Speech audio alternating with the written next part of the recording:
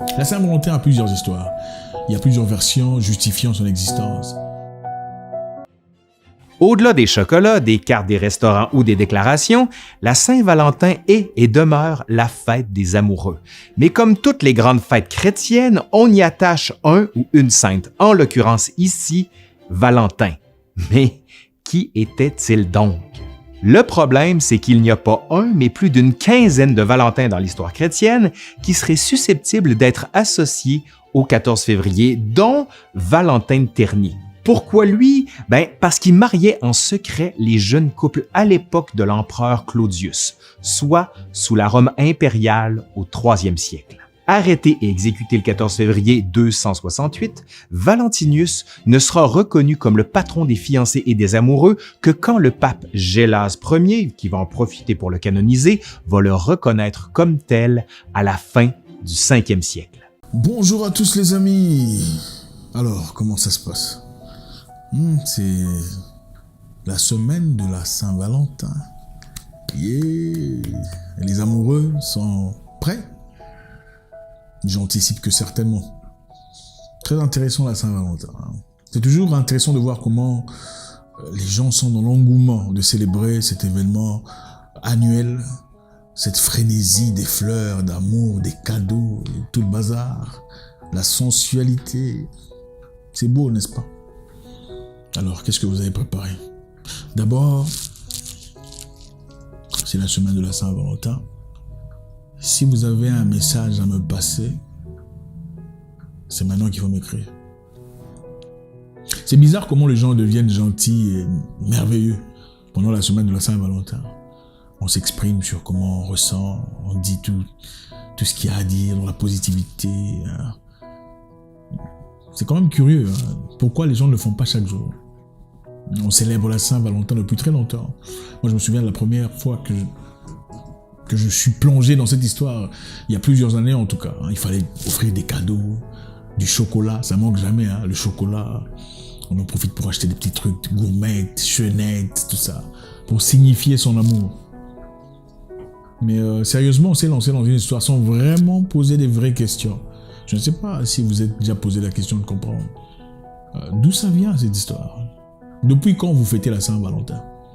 En tout cas, là, je m'adresse aux Africains, d'abord. Je sais qu'il y a des Français, des Canadiens et tout le reste qui nous suivent. Mais là, principalement pour les Africains, parce que la Saint-Valentin n'est pas une fête africaine.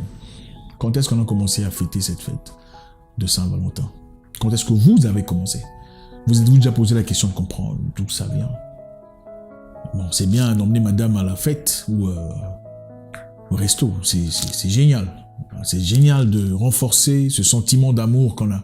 Mais quand est-ce que ça a commencé? Quand est-ce que c'est devenu presque une obligation?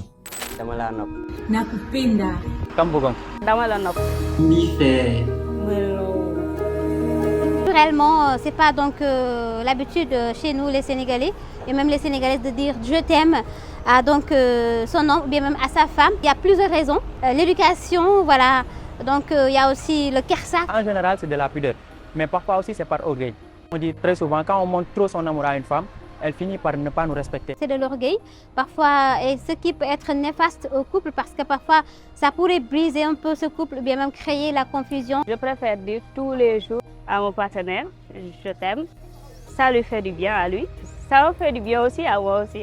Ils peuvent dire je t'aime, alors qu'au fond, c'est pas du tout la réalité. Parfois, nous-mêmes, les femmes, on est parfois trop naïfs, je trouve, pour tomber parfois dans le piège de ces hommes-là. Je pense que le mot je t'aime, on devrait le dire souvent à nos partenaires, parce que ça rassure et ça donne confiance à nos partenaires. Si ma partenaire a décidé de me donner un cadeau, entre un iPhone, un bouquet de fleurs, un chocolat, etc., moi je vais choisir un iPhone parce que je n'ai pas de téléphone actuellement.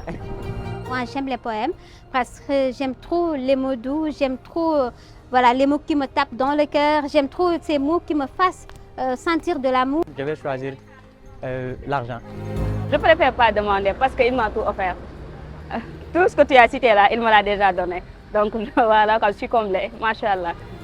Très rapidement. La Saint-Valentin, dit-on, a commencé il y a très longtemps. À l'époque, à Rome, il y avait une célébration pendant le printemps donc autour de février, qu'on appelait Lupercica. Lupercica était un événement grand où les hommes et les femmes se rassemblaient, on mettait des noms dans des jarres. Dans chaque jarre, on plaçait le nom des femmes et un homme venait choisir un nom aveuglement depuis cette jarre, lisait le nom et allait à côté avec la femme pour discuter et éventuellement faire une histoire forte. C'était là le début. Et à travers le pape Clasio, si je ne me trompe pas, il a ensuite transformé cela en un événement qu'on connaît aujourd'hui comme Saint-Valentin. La deuxième version de la Saint-Valentin, il s'agissait d'un homme qui s'appelait Valentin. Valentin refusa de convertir ou de se convertir au paganisme à l'époque. Valentin était chrétien, il refusa de se convertir au paganisme et a été envoyé en prison par l'empereur Claudius, l'empereur romain. Envoyé en prison, à travers ses prières, il aurait développé une amitié avec le garde, le geôlier, la personne qui le gardait en prison. Et la personne qui le gardait en prison avait une fillette aveugle. Et après que cette fillette soit en contact avec Valentin qui était en prison, elle aurait pu voir, d'après l'histoire. Et c'était là le début de l'histoire de la Saint-Valentin. En tout cas, éminent l'amour avec lequel on l'a développé. Mais le cher Valentin, malheureusement, était exécuté par l'empereur après avoir découvert cette histoire. Ça, c'est la deuxième version. La troisième version que je vous raconterai sur la Saint-Valentin, il s'agissait ici d'un monsieur qui s'appelait Valentin.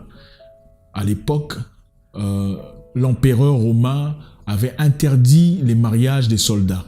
Donc les soldats n'étaient pas autorisés à se marier. D'après lui, d'après son concept de vie, un bon soldat ne devrait pas être marié, il devrait être célibataire.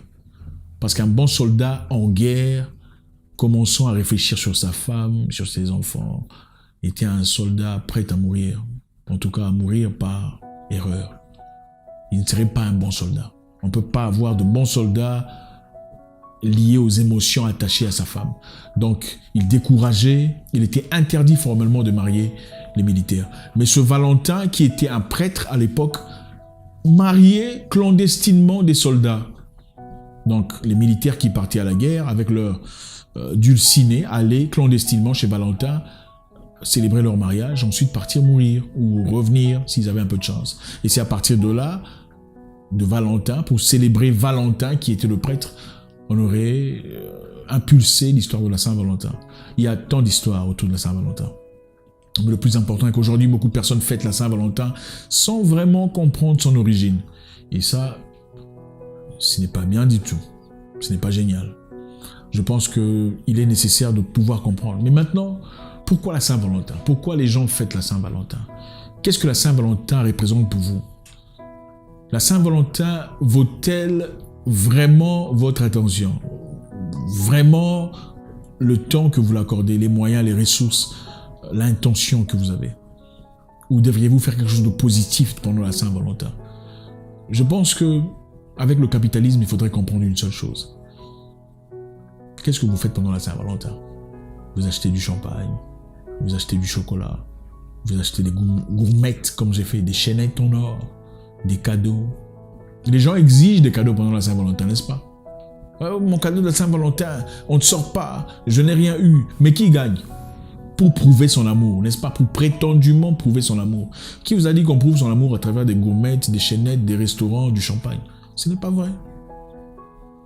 J'espère vous parler encore très bientôt dans une nouvelle vidéo. Mon nom est Zach Mouikassa, le guerrier noir. Votre frère.